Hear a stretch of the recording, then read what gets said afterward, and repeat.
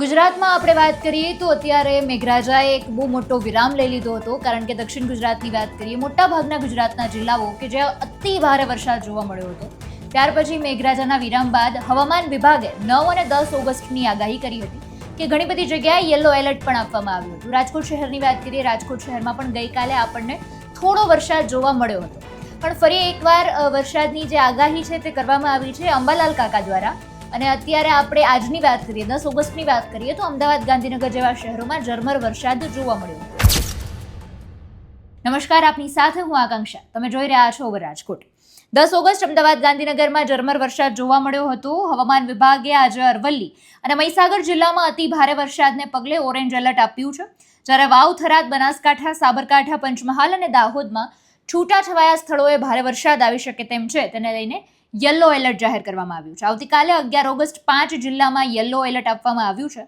હવામાન નિષ્ણાંત અંબાલાલ પટેલે કહ્યું કે ઓગસ્ટ શરૂઆતમાં જ વરસાદ ઓછું થવાનું કારણ પેસિફિક મહાસાગરનું એક વાવાઝોડું બન્યું હતું. તે વાવાઝોડું હવે દક્ષિણ ચીન તરફ જશે, ત્યારબાદ બંગાળ ખાડીમાં ફરી સિસ્ટમ બનવાની શક્યતા રહેશે. આ વાવાઝોડું અરબ સાગર, બંગાળ ખાડીનો ભેજ ખેંચી જતું હતું, એટલે સારો વરસાદ થવામાં અંતરાય ઊભો થતો હતો, પરંતુ 13 ઓગસ્ટ સુધીમાં ફરીથી સારો વરસાદ જોવા મળવાનો છે. રાજ્યભરની તસવીરો અત્યારે તમને સ્ક્રીન પર દેખાતી હશે.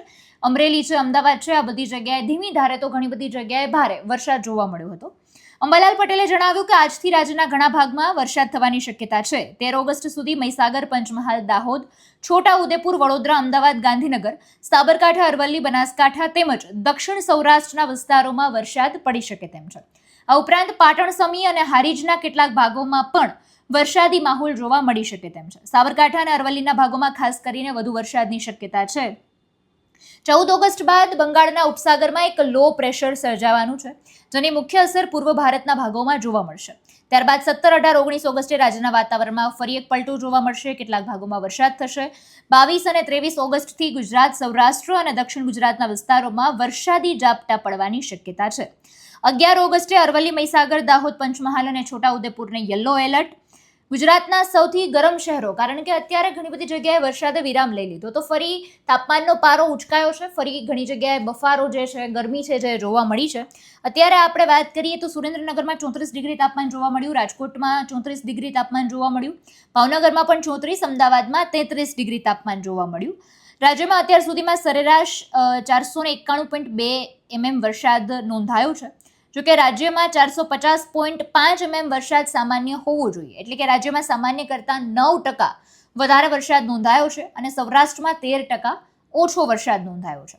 એટલે અત્યારે બધી જગ્યાએ ઝાપટા પણ પડી રહ્યા છે. અને જે રીતે અંબાલાલ પટેલે આગાહી કરી છે કે 13 ઓગસ્ટ પછી ફરી એકવાર ગુજરાતના મોટાભાગના વિસ્તારોમાં, દક્ષિણ ગુજરાતની વાત કરીએ, મધ્ય ગુજરાતની વાત કરીએ, અમદાવાદ, વડોદરા, સુરત, એ બધા જે શહેરો છે ત્યાં વરસાદી ઝાપટા જોવા મળી શકે તેમ છે, કારણ કે ફરી એકવાર બંગાળમાં એક સિસ્ટમ બની શકે તેમ છે.